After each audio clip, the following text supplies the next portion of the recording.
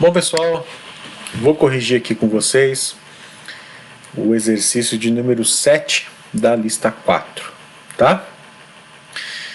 O exercício 7, pessoal, ele é um exercício que pede, né, para que o usuário digite 5 valores do tipo inteiro, né? Ou seja, o usuário vai digitar 5 números inteiros e esses números serão armazenados em um vetor, né? A condição que o exercício pede é que esses valores sejam diferentes, tá? Então nós já vamos ter em mente que o usuário já vai entrar com números diferentes aí já vai, né, digitar números diferentes, tá? No final, o sistema deverá mostrar, né, os valores que são maiores do que a média dos valores digitados. Então, o que acontece? Primeira coisa, o sistema ele precisa fazer a coleta de dados. Então, você precisa criar um vetor com 5 posições, tá? E nessas 5 posições você vai armazenar os 5 números inteiros que o usuário digitar, tá?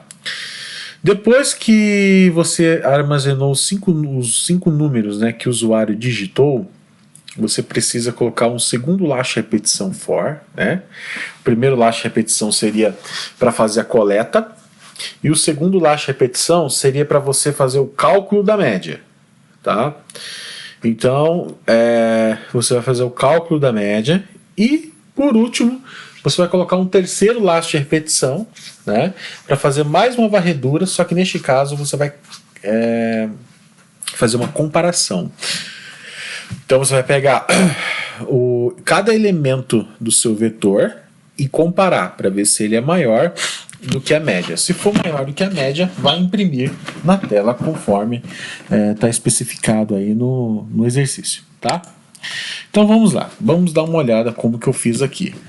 Eu criei um vetor número com 5 posições. Esse vetor número ele vai armazenar, né, os números que serão digitados aí pelo usuário. Criei uma variável de tipo float. Essa variável ela vai receber a média, vai fazer o cálculo da média, né? Vai receber, na verdade, a média, né, que o sistema vai calcular. E criei uma variável somatório. Por que somatório, pessoal? Porque lembra, gente, que o somatório seria... eu vou fazer um cálculo de média, né? E o cálculo da média tem que ser o somatório dividido pela quantidade de elementos, tá? Então vamos lá. E obviamente o i, porque o i é a variável que vai fazer parte aí do incremento, né? Então vamos lá. Conforme eu falei, o primeiro laço de repetição aqui é um laço de repetição em que é responsável por fazer a coleta das informações, né? Então vocês podem perceber que o meu i começou com 0, foi até 4 e incrementou de 1 em 1. Então, nesse meu i aqui, nesse meu primeiro for, o que está acontecendo, né? Eu estou pedindo para o usuário digitar um número e este número digitado é armazenado no vetor números, né? Nesse vetor números com 5 posições. Então esse primeiro for ele é um for bem simples, tá? É um for que vocês já estão acostumados a trabalhar, tá? É um for que vai apenas pedir para o usuário digitar o número e após, né, o pedido o last repetição for. Dentro do last repetição for, eu tenho uma função SKF que vai ler a informação que o usuário digitou e armazenar em um índice, né, ou seja, em uma posição do vetor, tá? Bom, após a armazenagem, eu coloquei mais um laço de repetição, só que neste caso um laço de repetição para fazer a soma de todos os números que foram digitados pelo usuário, né, gente? Vocês podem perceber, pessoal, que a estrutura desse last repetição for, né, ele é uma estrutura idêntica, né, ou seja, a estrutura elas são semelhantes, né. Por quê? Porque são 5 elementos, né? No exercício já foi pré-determinado que o usuário deveria entrar com 5 números, né? Então todos os meus laços de repetição aqui tem que ser obrigatoriamente com 5, ou seja, tem que ir até 5, né?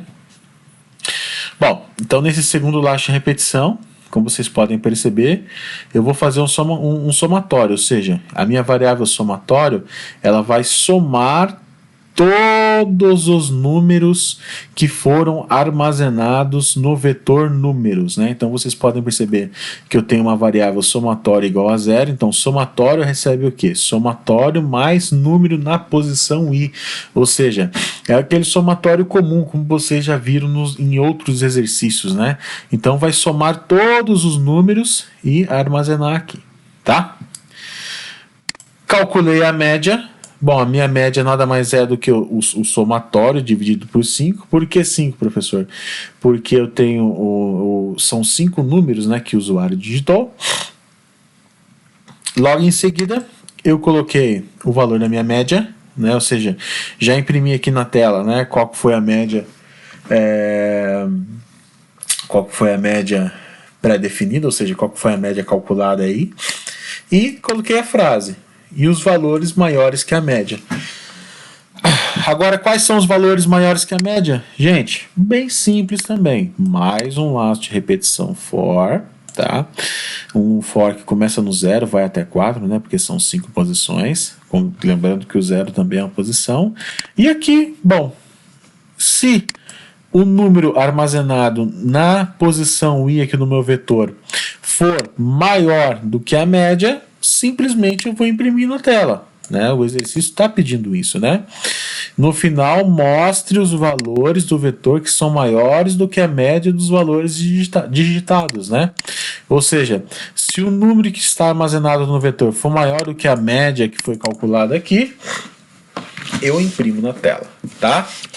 Então vamos lá, olha só como ficou o resultado.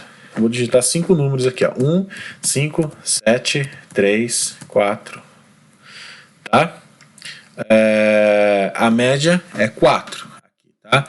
Quais são os valores maiores do que a média? O 5, né, é maior do que 4, e o 7 é maior do que 4. Tá? Ou seja, funcionou perfeitamente aí o exercício. Tá bom, pessoal?